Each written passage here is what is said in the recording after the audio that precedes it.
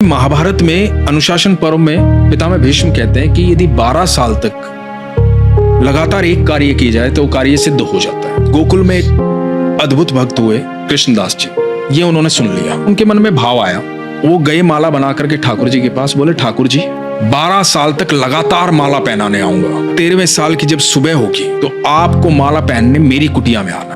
अब कृष्णदास रोज माला बनाते, रोज ठाकुर जी के पास ले जाते और रोज ठाकुर जी को याद दिलाते कि आज इतने दिन हो गए। अब 12वें साल का आखिरी दिन था। ठाकुर जी को बोले ठाकुर जी कल आपकी बारी है, कल 13वें साल की पहली सुबह है और यदि कल आप नहीं आए तो मैं कभी आपके पास नहीं आऊंगा। भोजन की तैयारी की, सारी रात लगे रहे। सुबह प्रातः काल इंतजार करने लगे कि ठाकुर जी अब आएंगे अब आएंगे। शाम हो गई, ठाकुर जी नहीं आए।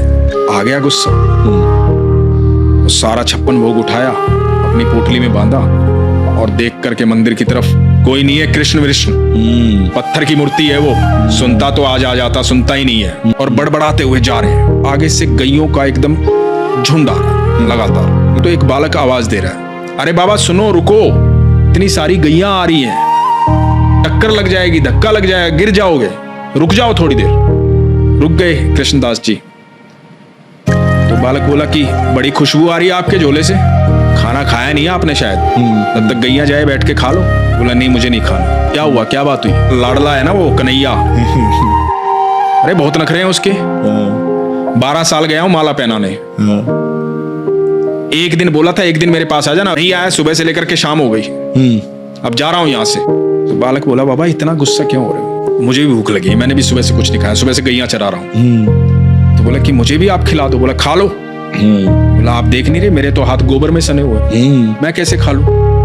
आप अपने हाथों से खिला दो। अब एक एक कोर खुद खा रहे हैं, एक एक कोर उस बालक को खिला रहे हैं। अब उस बालक को जब 2-3 कोर खिलाए ना तो बालक की आंखें लाल हो गई, आंखों में आंसू बह रहे हैं। कृष्णदास ने देखा, कृष्णदास ने कहा कि तुम रो क्यों रहे हो? भूख लगी थी, खाना खिला तो रहा हूं, रो क्यों रहे हो? तो बालक बोला बाबा माला नहीं पहनाओगे आज। कृष्णदास बोले कौन है तू? मैं ही तो हूं, तुम्हारा कृष्ण। बोला बाबा जब तुम माला पहनाते हो ना मुझे ऐसा लगता है कि मेरा आलिंगन कर रहे हो। आज सुबह से वो आलिंगन महसूस नहीं हुआ, सुबह से इंतजार कर रहा था।